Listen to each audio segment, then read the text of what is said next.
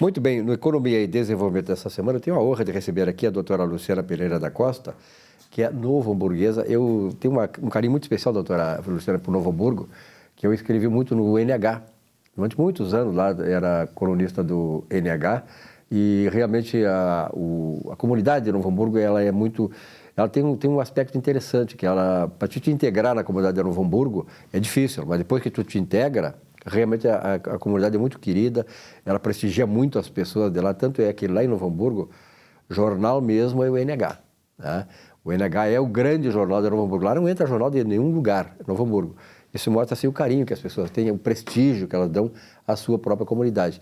E a senhora é novo hamburguesa, é isso que se diz, né? Com muito orgulho. É muito a orgulho, terra que legal. Conhecida nacionalmente pela terra do calçado, terra né? Do calçado, passou né? por uma crise lá, quando começou a vir o sapato chinês, enfim, teve toda uma questão econômica ali, se reinventou depois disso. É verdade, e continua sendo uma cidade pujante, né? Uma cidade da qual me orgulho muito de ter origem. E agora está voltando, né, doutor? Porque a senhora colocou um assunto importante. Como economista, sempre na área da economia, nós sempre observamos, assim, e eu presenciei toda a história, praticamente, do calçado, já tenho uma certa idade, para essa história do calçado de Novo Hamburgo. Desde o Cláudio Strasburger, né, foi o grande secretário, o cara que realmente, o nome Strasburger sempre trouxe, né, com ele o nome de Novo Hamburgo e da região, assim, e levou para o mundo inteiro, né. Mas o calçado teve várias crises cíclicas que são da economia, o calçado também, naturalmente, é afetado em relação a isso, qualquer produto, qualquer parque industrial. E houve uma saída muito grande de empresas de Novo Hamburgo para o Nordeste, para o centro do país e tal. Hoje, o que nós observamos? O recrudescer desse mercado, não é isso? A senhora não tem observado isso? É verdade. Basta a gente... a parte que tu falou ali, que é uma cidade muito unida e que realmente às vezes é difícil de entrar, mas uma vez que tu esteja lá é como se estivesse fazendo parte de uma família. É verdade. E isso fez com que a cidade, acho que entre os cidadãos de lá, a gente consiga se reinventar. E aí isso a gente percebe com a cidade hoje. Tu chega a uma cidade... bem estruturada, tu vê que ela está com a economia mais forte, passou pelo período de crise e se reinventou, soube lidar com isso, né? E interessante, a gente que mora aqui em Porto Alegre, que visita várias cidades, Novo Hamburgo é uma cidade limpa, agradável, né? Quer dizer, tu vai no centro de Novo Hamburgo ali, tu não vê o que se vê em Porto Alegre, por exemplo, né? Então, parabéns aí ao pessoal de Novo Hamburgo, né? As administrações também, a população de Novo Hamburgo, que tem essa finesse toda, né? E saber manter a sua cidade limpa, manter a sua cidade agradável e agora reforçando novamente a questão do revigorar do polo calçadista de Novo Hamburgo, que é fundamental. Mas, doutora, eu tenho muita honra de ter a senhora aqui no programa, o nosso telespectador certamente vai, a partir da senhora, ter muito conhecimento, vai ter muito conteúdo na área previdenciária. A senhora é do escritório Pereira da Costa Advogados. Como é que surgiu essa ideia de Pereira da Costa? Quanto tempo ele tem? É uma origem familiar. Né? O escritório já está aí com mais de 20 anos de trabalho. Né? É verdade, mesma idade. E é bom a gente ter essa tradição, e hoje em dia o escritório já é reconhecido pelo nome, com certeza, né? Fruto do nosso trabalho. Começou como? Minha origem, vamos dizer assim, é, como eu disse, familiar. Minha tia Maria Silésia Pereira tem escritório em Novo Hamburgo, nessa área. E nós aprendemos muito com ela lá. Isso na época que eu estava fazendo faculdade, meu irmão fazendo faculdade. E fomos lá e ela, com todo amor, assim, familiar, nos ensinou com todo carinho.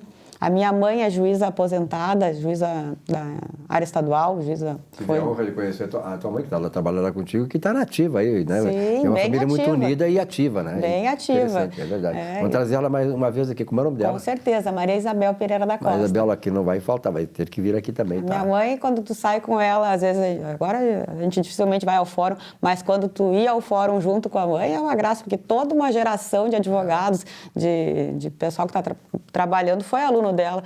Então, que legal, chega a ser engraçado. Cada 2 passos tem que parar para cumprimentar com muito carinho. Que legal, que beleza. É muito bom. Então, o escritório começou assim, uma origem familiar, e a gente agora, com esses anos todos de trabalho, a gente manteve isso. Quem trabalha no escritório, a gente tem esse cuidado de tratar como uma família. Isso acho que faz com que a gente consiga estar hoje com um certo sucesso, com um certo reconhecimento no âmbito previdenciário, porque a gente tem esse cuidado. Quem entra no escritório tem que se profissionalizar, tem que estudar junto, tem que evoluir junto, que uma vez que todos evoluam, cada indivíduo sendo melhor, eu acho que o escritório como um todo cresce, e é isso que faz a gente crescer, faz a diferença dentro do entorno que está, da sociedade que está vivendo, para criar enfim, perfeito.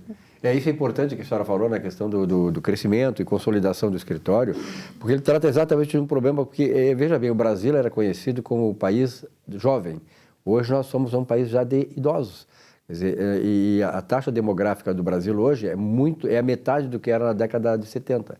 Eu, por exemplo, quando eu nasci, em 1951, eu não esqueço isso, fiz 71 anos, a expectativa de vida das pessoas era de 46 anos. 46. Hoje são 30 anos mais. É uma geração a mais de longevidade. E isso, claro, pressiona a questão da estrutura, digamos assim, previdenciária do país, tá? Trabalho, previdência e tal.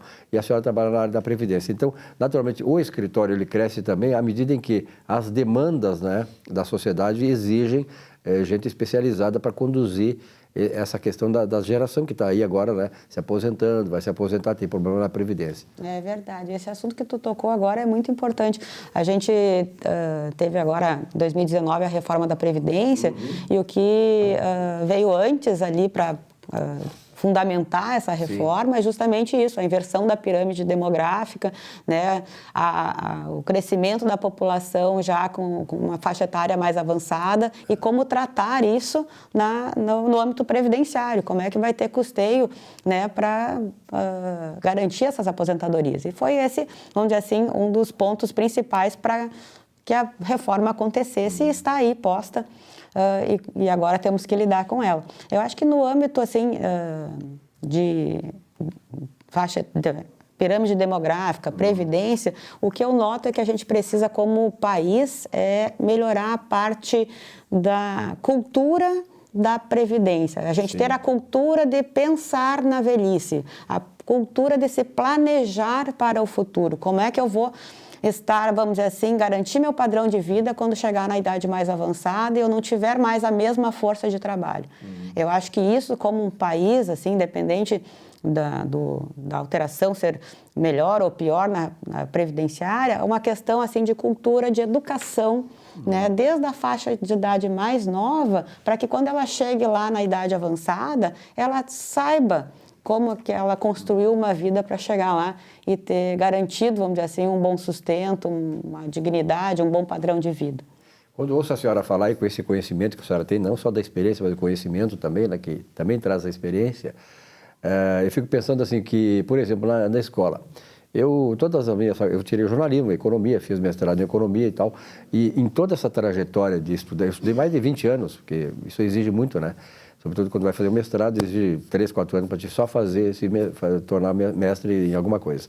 Mas nunca eu ouvi falar sobre previdência social na faculdade, nas escolas e tal, assim como não tem educação financeira. Então tem muitas coisas, eu queria a sua opinião, que nós precisamos inserir também desde as escolas para as pessoas aprenderem que nós somos crianças, somos adolescentes, somos jovens, maduros, depois velhos. E este processo todo, ele exige que nós tenhamos o conhecimento dele para chegar lá no fim, né, e não ter problemas de arrependimento, não ter problema de pobreza, não ter problema de saúde e tal. E acho importante que essas coisas sejam colocadas desde o começo, né, doutora?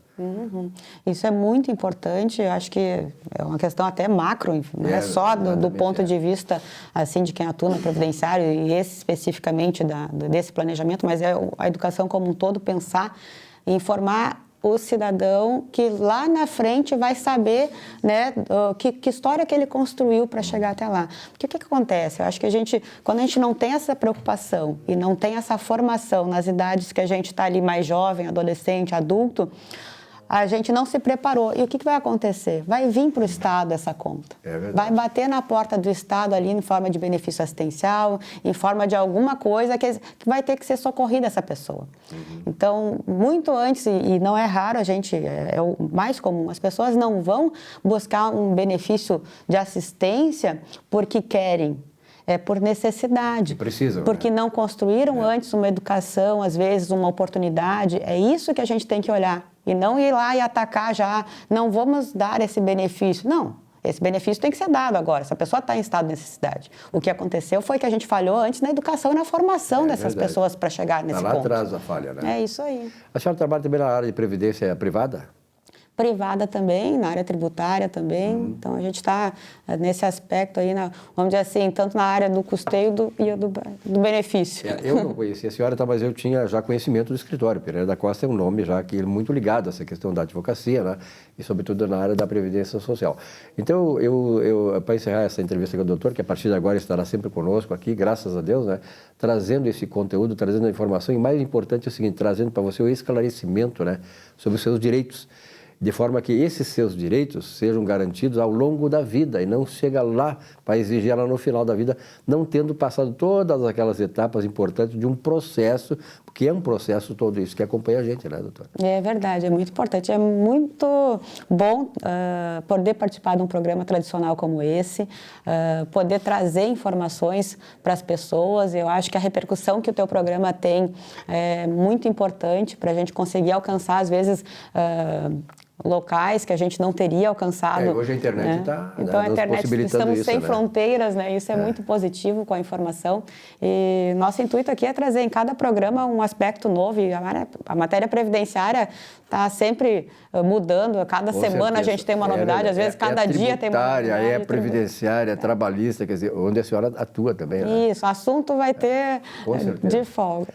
Doutora, muito obrigado pela sua presença aqui. Eu tenho certeza que essas suas palavras, o fato de a senhora estar mostrando o seu trabalho e ofertando esses serviços importantes, fundamentais para todos nós. O pessoal está perguntando, vem cá, como é que eu faço o contato com a doutora? O seu telefone e, de repente, até o site, né? Vocês têm o... Tem, é Pereira da Costa Advogados, né, .com.br, nosso site. Tem nas redes sociais também, Pereira da Costa Advogados, no Instagram, no Facebook. Temos também podcast, está bem ativo essa parte. E o telefone do escritório é o 3217-7547. Se precisarem entrar em contato, a gente está sempre com certeza, tenho certeza que a demanda vai aumentar. Muito obrigada. Grande abraço e parabéns, obrigado aqui, sucesso ao nosso Pereira da Costa Advogados. Muito obrigada. Até o próximo encontro. Até o próximo. Um rápido intervalo, já voltamos aqui agora com o nosso Economia e Desenvolvimento. Até já.